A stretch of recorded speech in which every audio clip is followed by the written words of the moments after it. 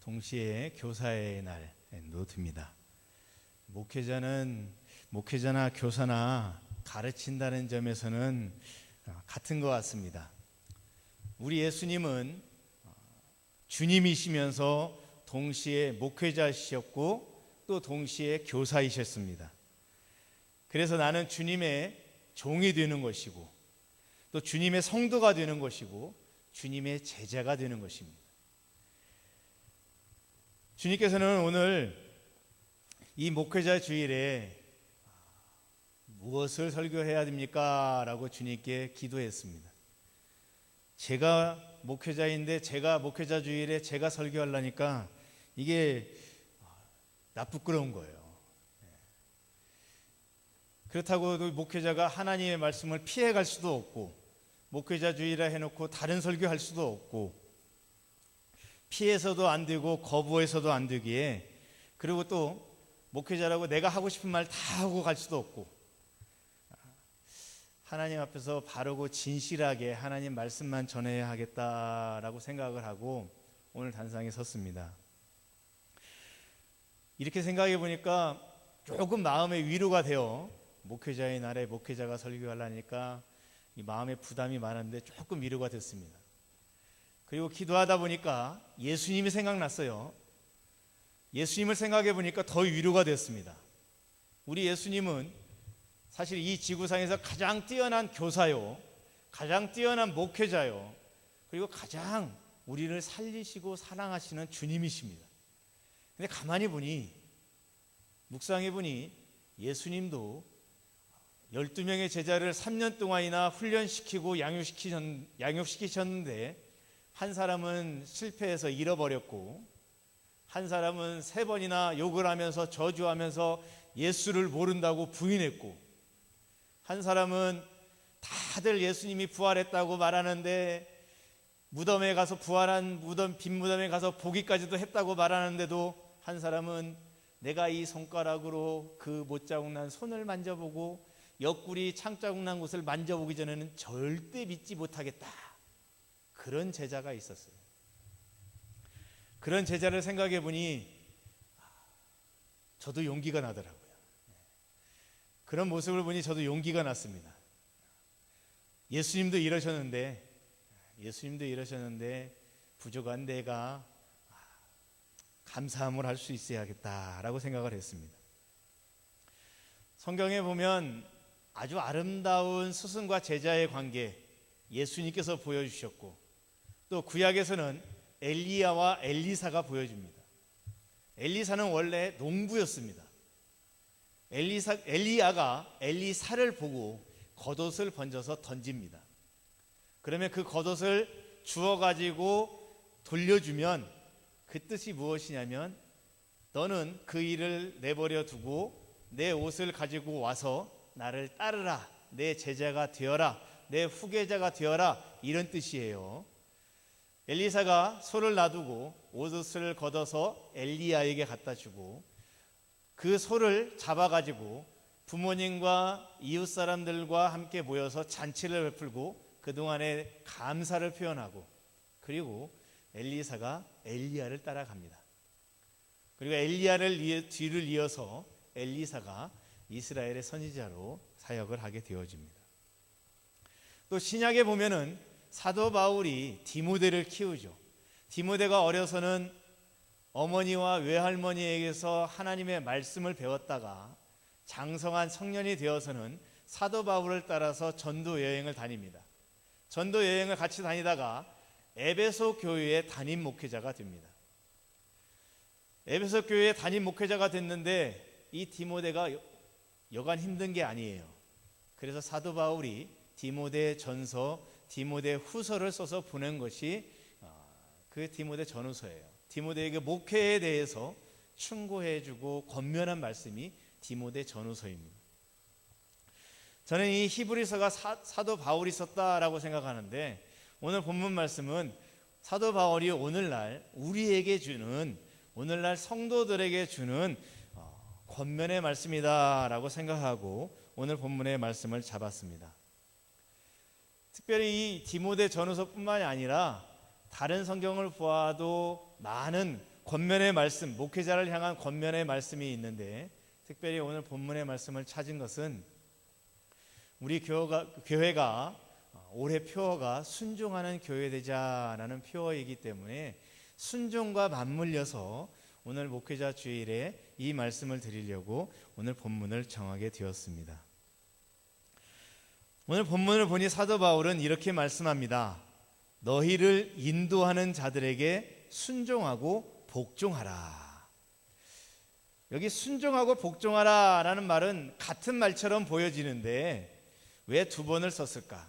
강조하려고 썼을까 하고 찾아보니, 이 원어 성경들을 찾아보니 복종하라 라는 단어가 다른 뜻이에요. 휘페이케테, 어려운 말인데요. 휘페이케테, 신약 성경에서 딱 한 번 쓰여졌습니다. 오늘 본문에서 쓰여졌어요. 딱 한 번 쓰여져 있는데 뜻은 완전히 항복하다라는 뜻이에요. 전쟁에서 진 군사들이 이긴 군사들을 향해서 완전히 항복하고 자신의 목숨과 생명까지도 온전히 맡기는 그런 걸 말하는 단어예요. 그리고 이 단어가 명령형으로 쓰여졌습니다. 명령형으로 쓰여졌으니 우리는 계속해서 항복한 사람의 모습으로 있어야 된다는 거예요. 근데 이것을 너희를 인도하는 자들에게 이렇게 하라라고 말씀하십니다. 즉 목회자, 교사에게 이렇게 하라라는 것이죠. 근데 가만히 생각해 보니 요즘 현실과는 좀 거리가 있는 것 같습니다. 요즘에는 목회자에게 이렇게 순종하고 완전 항복의 자세로 내 생명과 내 삶 모든 걸 당신이 알아서 하십시오, 이런 순종의 자세를 갖는 성도들은 찾아보기 어렵습니다. 또 이렇게 순종하고 또 이렇게 복종하고 이렇게 완전히 항복하고 맡길 수 있는 그런 목회자도 없습니다. 목회자로서 부끄럽지만 엄연한 사실입니다. 그래서 완전히 복종하고 순종하고 완전히 항복의 자세로 지도자들을 섬겨라라는 이 말씀이 아마도 우리 성도님들에게는 부담이 되는 말씀일 것입니다. 저에게도 동시에 이런 말씀을 해야 된다는 제 자신이 너무 부담이 되기도 합니다. 목회자 주일 설교를 준비하면서 이런 목회자가 내가 될 수 있을까 몇 번을 하나님 앞에 나와서 씨름했습니다. 내가 과연 목회자들이 온전히, 성도들이 온전히 나를 보고 순종하고 항복의 자세로 모든 걸 다 맡길 수 있는 그런 목회자가 될 수 있을까? 몇 번을 하나님 앞에 나와서 기도하며 씨름해봐도 어렵다라는 것입니다. 그러면 어떻게 해야 되나? 목회자 주일 설교를 다른 설교를 할까?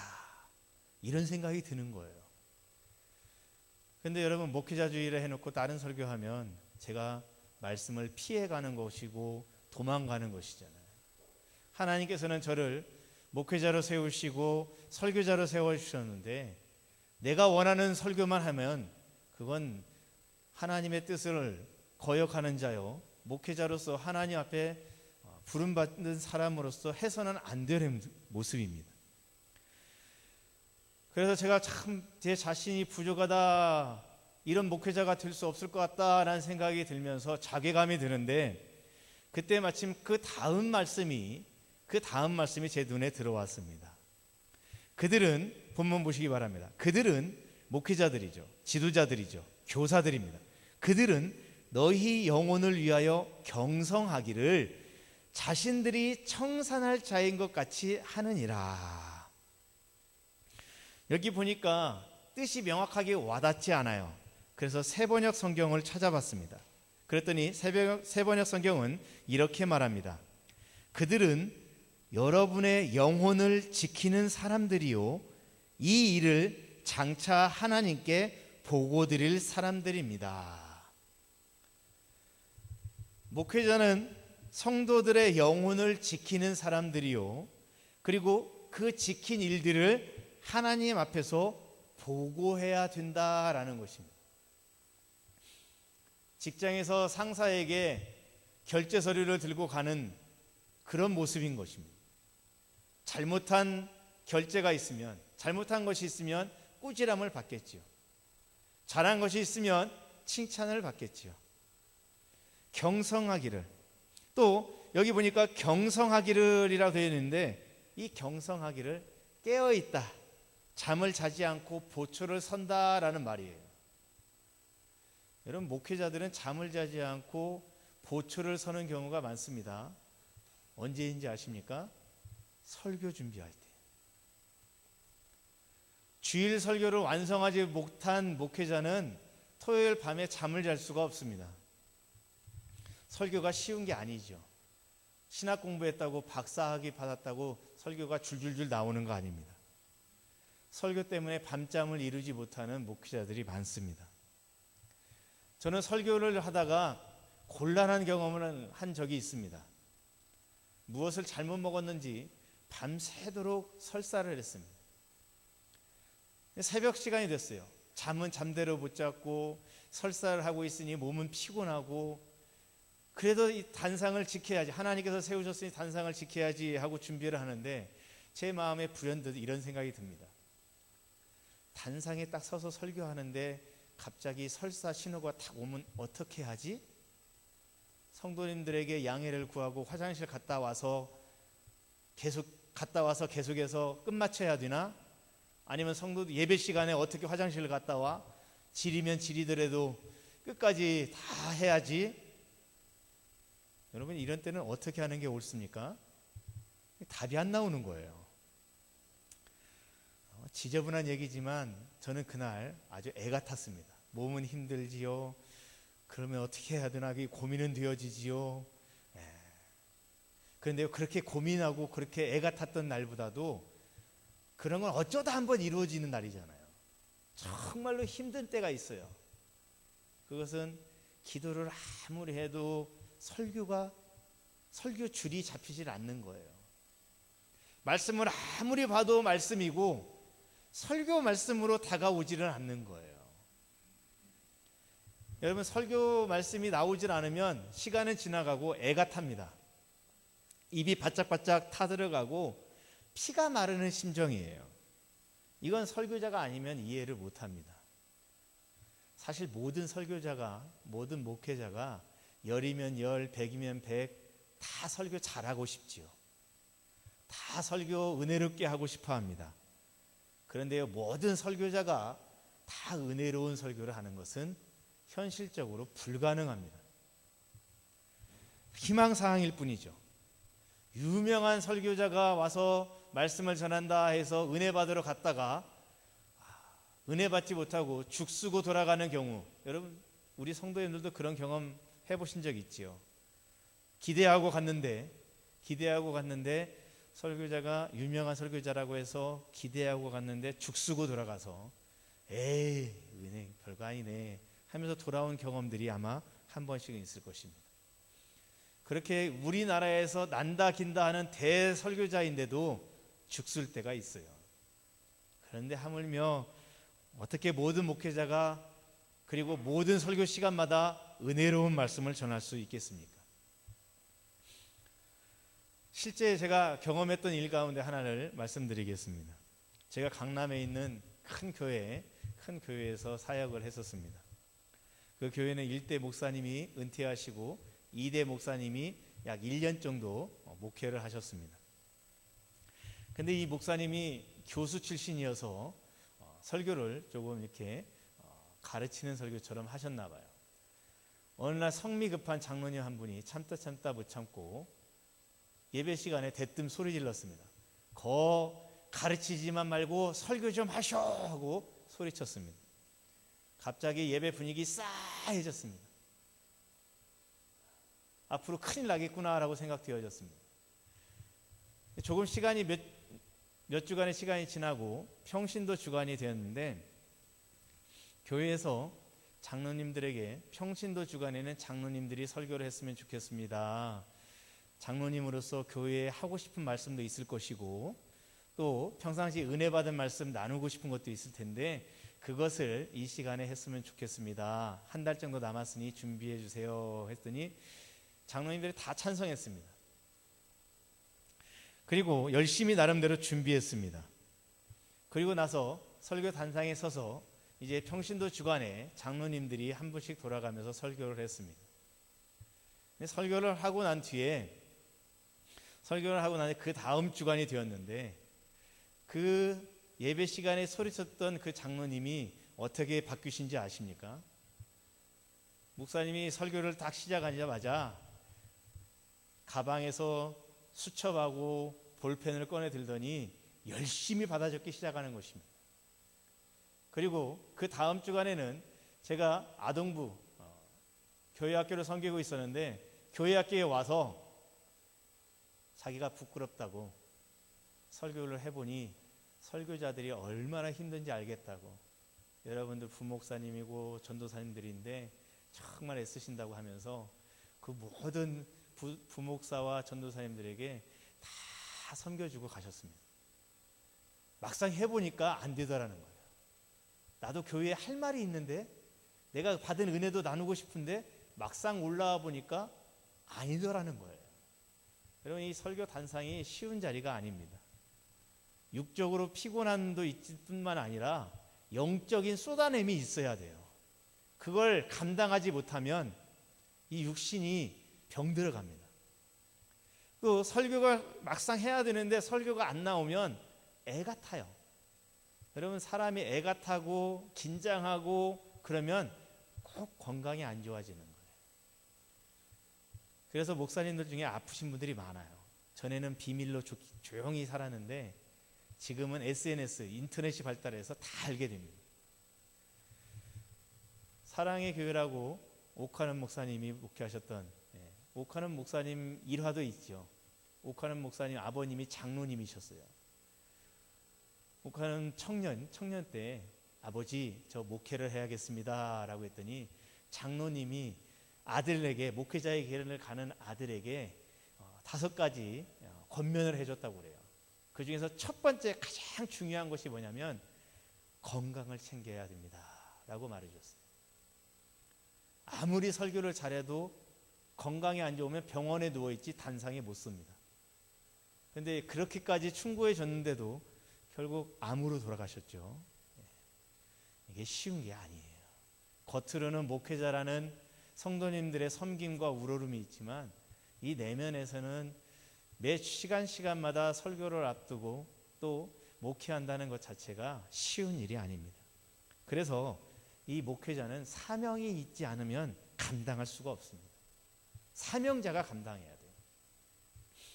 제가 신학교를 갈 때는, 지금은 수능이지만 그때는 학력고사를 봤습니다. 학력고사를 보고 면접을 보는데 이 교수님들이 사명이 있는가 없는가를 아주 중요시 여겨요. 하나님께로부터 부르심을 받았는가 안 받았는가 중요합니다. 면접을 했는데 점수는 좋게 나왔어요. 아주 높아요. 그런데도 하나님께로부터 부름받은 것이 불확실하다라고 하면 떨어집니다. 점수는 낮아도 하나님께로부터 부르심이 확실한 사람은 합격을 합니다. 제가 학교를 다니다 보니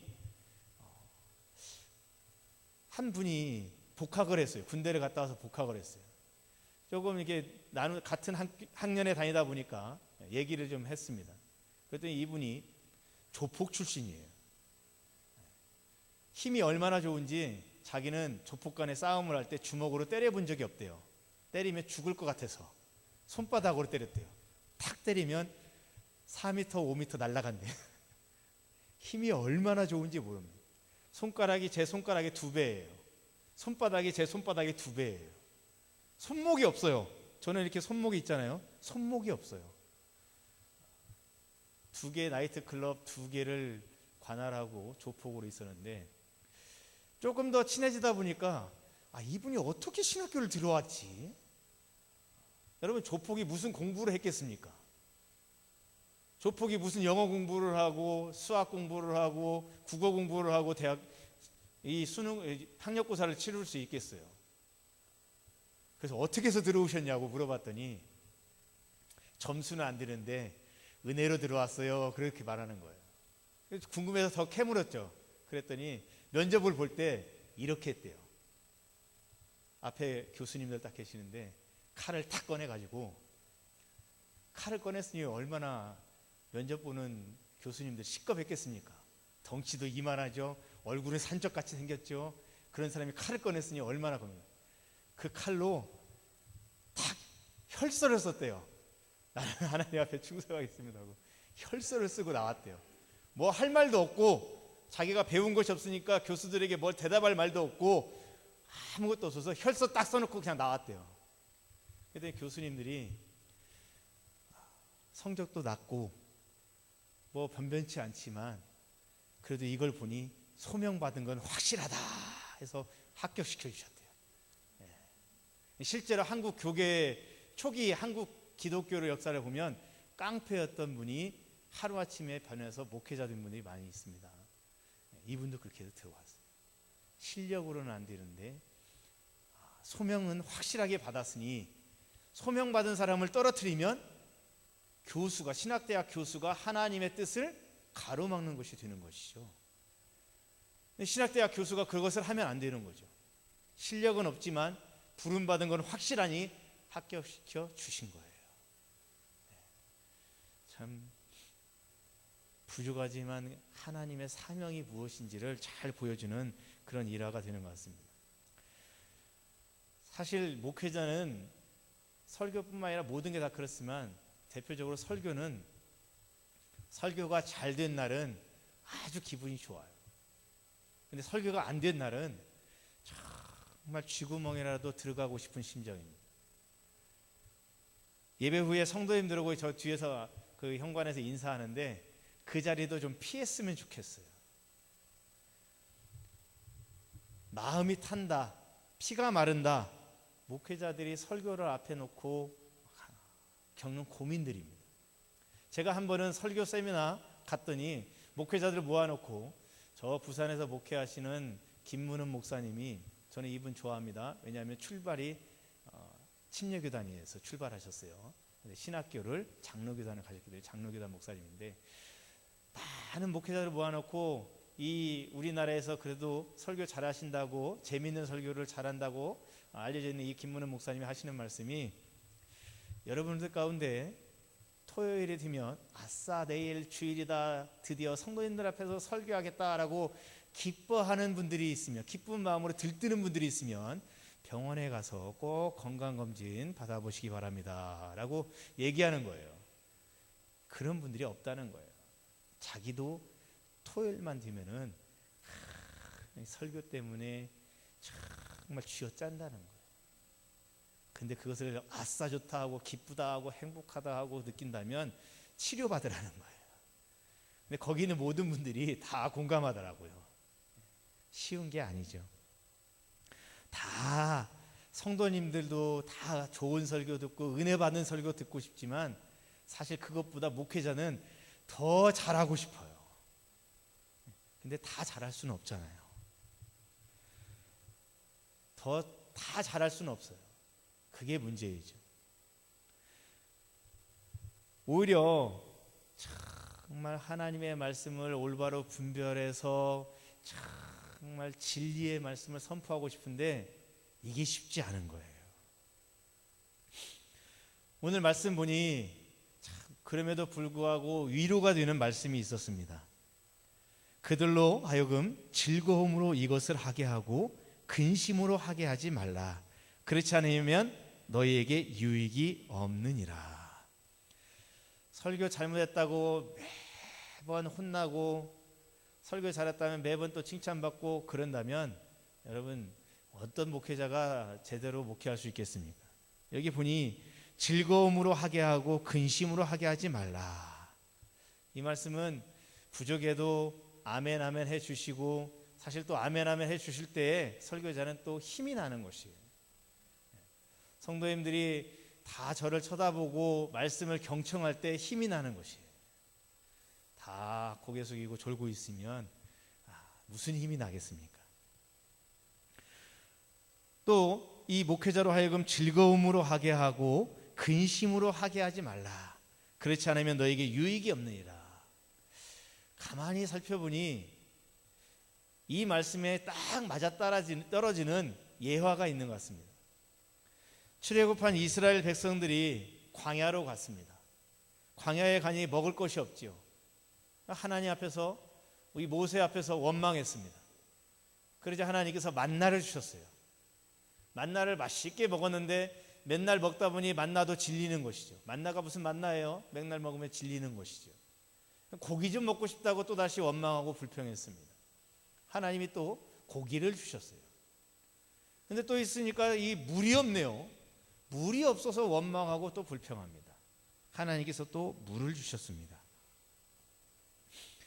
그런데 이 이스라엘 백성들이 원망하고 불평한 것을 그것 때문에 결국 모세도 죽이고 자기들이 애굽으로 돌아가자라고까지 생각을 했습니다. 그러자 모세가 하나님 앞에서 탄식하며 기도했지요.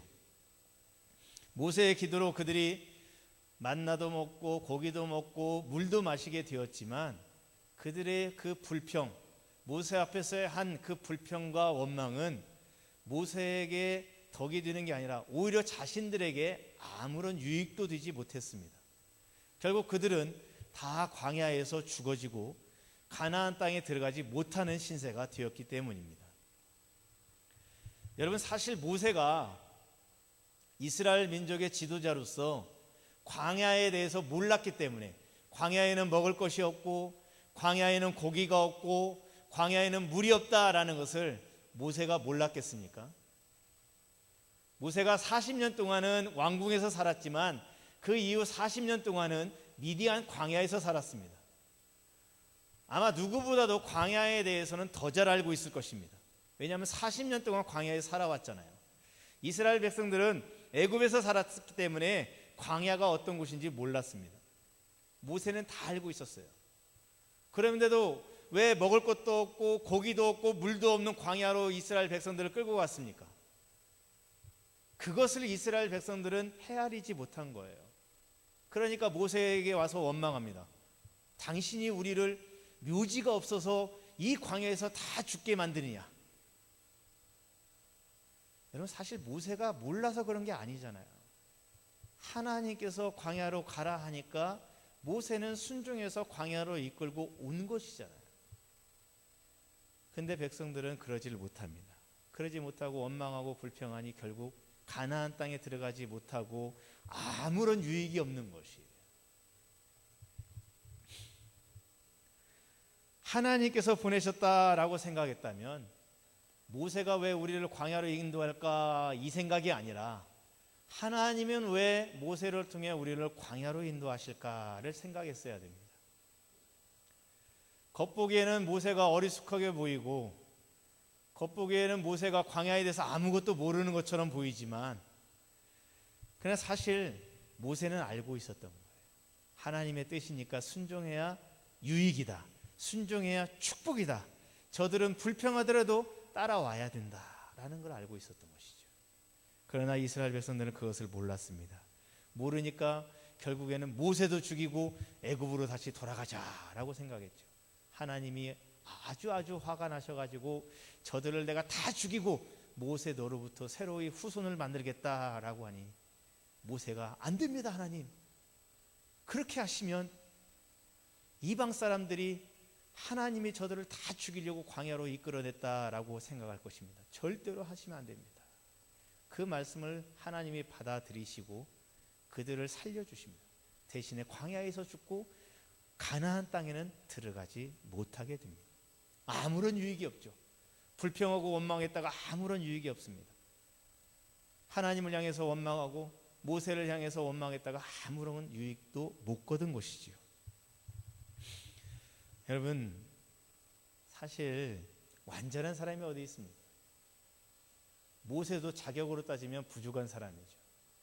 모세가 자기 자신이 얼마나 부족한 사람인지 알기 때문에 하나님께서 처음에 떨기나무에서 딱 나타나셨을 때 모세야, 네가 저기 가서 이스라엘 백성 좀 구원해달라 라고 했을 때 아싸, 이제야 하나님이 나를 알아주시는구나. 40년 동안 나를 기억하지 않으시더니 이제야 내 자격을 아시고 이제야 내가 무엇을 할 수 있는지를 아시고 나를 이제야 부르시는구나. 모세 그렇게 안 했습니다. 내가 어떻게 갑니까? 내가 무엇을 할 수 있습니까? 나는 못합니다. 하나님이 모세야 가라 계속 그러죠. 나중에는 모세가 나는 지도자인데 말을 할 줄 모릅니다. 여러분, 목회자가 말을 할 줄 모르면 어떻게 합니까? 설교를 못하면 어떻게 됩니까? 그러자 하나님이 아론이 있지 않느냐 가라라고 말합니다. 모세가 계속 안 가려고 그래요. 하나님께서 모세를 죽이려고까지 하셨어요. 그렇게 반대하냐, 그렇게 반대하느냐, 죽이려고까지 하셨습니다.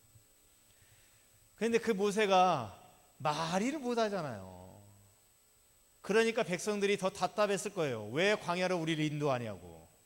잘 설명해주고 잘 가르쳐주면 백성들도 이해를 하고 따라올 수 있었을 텐데 어쩌면 그래서 있을 수도 있을 것 같습니다. 그러나 여러분, 성경은 부족해도 하나님이 세우셨으니 일단 순종하라, 그리고 정말 항복하는 자세로 섬겨라 라고 말씀하고 있습니다. 그러면 목회자가 못된 목회자면 어떻게 합니까? 못된 목회자는 하나님이 직접 심판하십니다. 이 비밀을 다윗은 알았기 때문에 사울 왕에 대해서 절대로 손을 대지 않았어요. 근데요, 사울 왕은 이 비밀을 몰랐어요. 다윗을 도운 제사장들을 자신의 부하들, 군사들에게 죽이라고 했어요. 그런데 이 군사들이 하나님의 기름 부음 받은 제사장들을 죽이는 것을 거부했습니다. 왕의 명령인데 왕의 호위 군사들이 거부했어요. 하나님께 기름 부음 받은 제사장을 죽일 수 없습니다. 그러자 사울이 에돔 사람 도액을 시켜가지고 다 죽입니다. 성경은 사울이 제사장들을 죽였기 때문에 사울의 아들들까지도 다 죽였다라고 기록하고 있습니다. 기름 부음 받은 자들은 하나님께서 직접 심판하셔요. 물론 차별처럼 보여져요. 성도보다 좀 차별처럼 보여지는데요, 아니요, 하나님께서 직접 심판하시고 또 하나님께서 성도보다도 더 심하게 심판하셔요. 야고보서 3장 1절과 2절에 우리 찾아보도록 하겠습니다. 야고보서 3장 1절과 2절 보여주시기 바랍니다. 이렇게 기록하고 있습니다. 내 형제들아, 너희는 선생된 우리가 더 큰 심판을 받을 줄 알고 선생이 많이 되지 말라.